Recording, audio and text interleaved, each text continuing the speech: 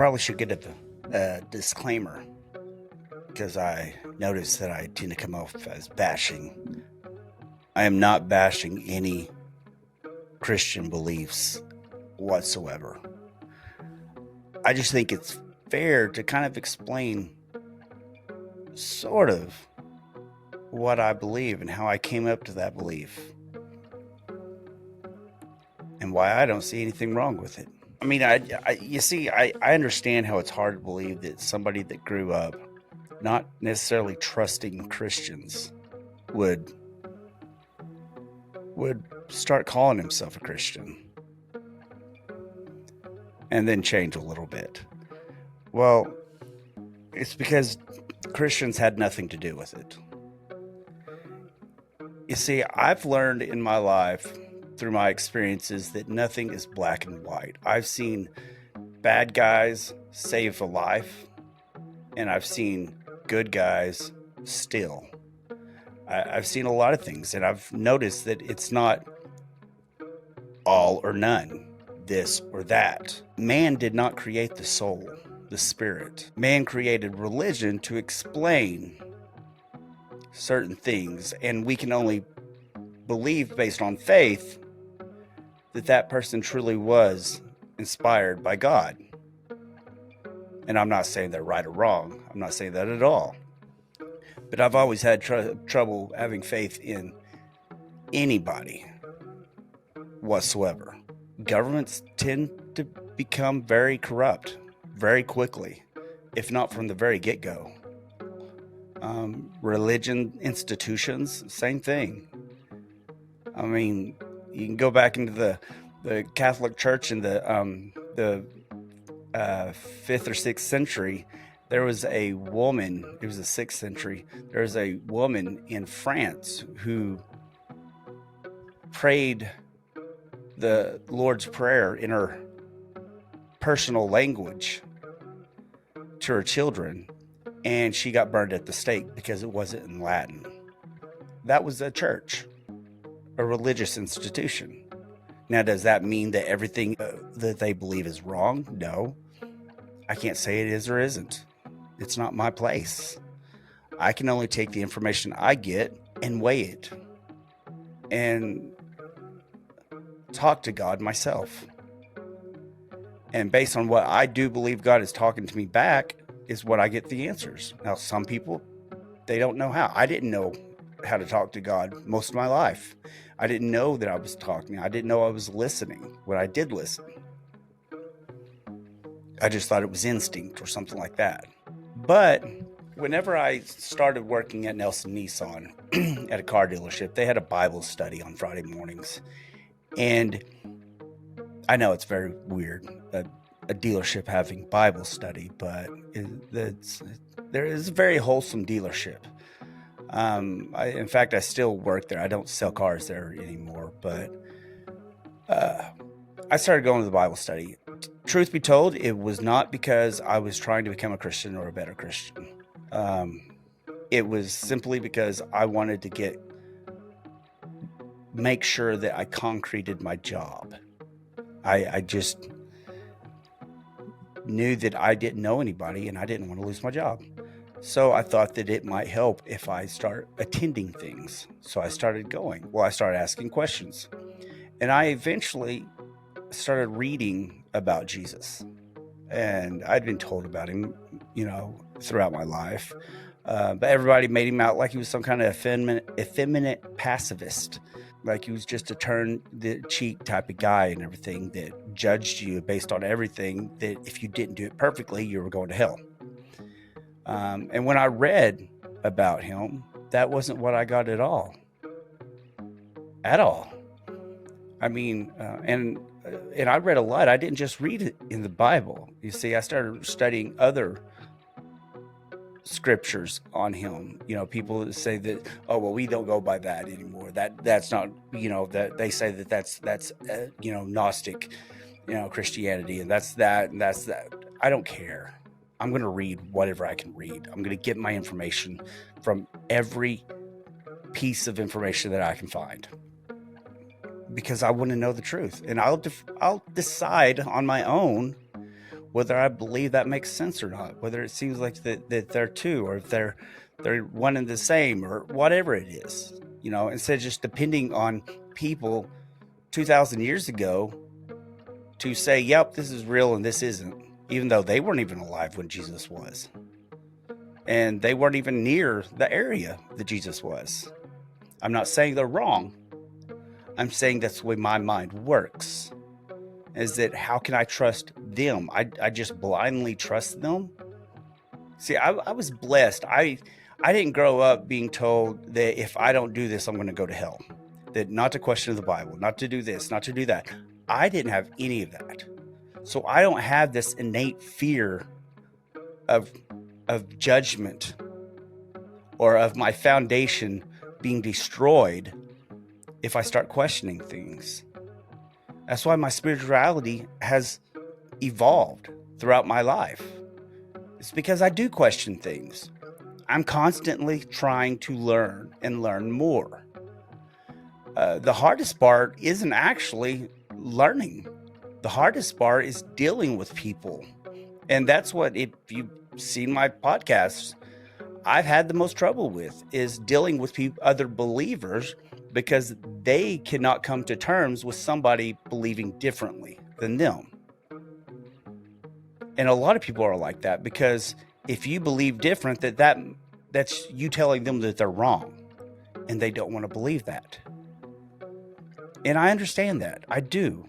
I empathize with that. I'm still going to believe my beliefs. And there's a lot of things I just don't know. But I'm not going to sit there and have faith in something that I don't know just because somebody tells me that I have to have faith in it. But I started reading on Jesus, whose name was actually Joshua. Jesus is Greek. Nobody called Jesus Jesus. They called him Joshua. But when I started reading, I started seeing a pattern to this person, that he was legitimately wholesome, that he wanted to help people. But what made it stand out is it was at a time that was not in your best interest, to going out to helping your neighbor, helping people that weren't even Jews. He healed Philistines, he healed Samaritans, and he wasn't trying to convert them. It was just simply trying to show love. But, I have a shirt that's, that obviously upsets some people, and that's fine. They can be upset. They can go be upset somewhere else, because it's not going to change what I said. Jesus is a badass. And I actually asked a friend of mine that I'd say he's more agnostic.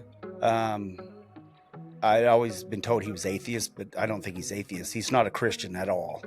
But I asked him what he thought about it. He said, well, it's true. Jesus was a badass. That's a true story. And it wasn't because he flipped tables and I'm not going to say he lost his temper, but you could say somebody lost their temper and flipped tables and whipped people. It wasn't because of that. It was simply because here's this man at a time that you did not look people in the eye that were in an upper class than you. They were in a caste system. You were in levels of society, and he was not a Roman soldier. So he should not be looking at Roman soldiers in the eyes or questioning or talking to them.